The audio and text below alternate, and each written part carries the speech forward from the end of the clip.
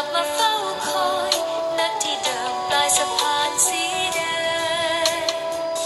ใจมันสั่นไหวรุนแรงเมื่อเรือน้อยพารักลอยหวนกลับมาเจอคนดีที่จางร่างลา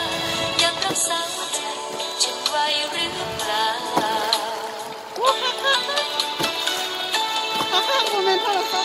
เสียงคลื่นยังเหมือนเดิมก็ยังดังกังวานเรียกหาสายใยนี้ไม่มีปรารถนาคืออดีตรักเรา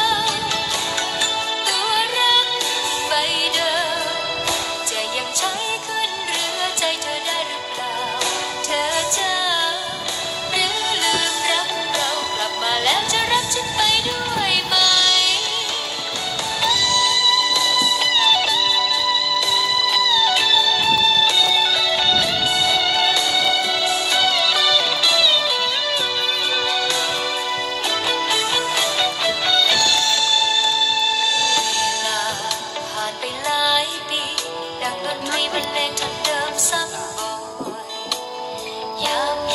เป็นตู้ค่ะนะผู้พ่อยไปดินทางมันที่บอก ณที่เดิมปลายสะพานสีแด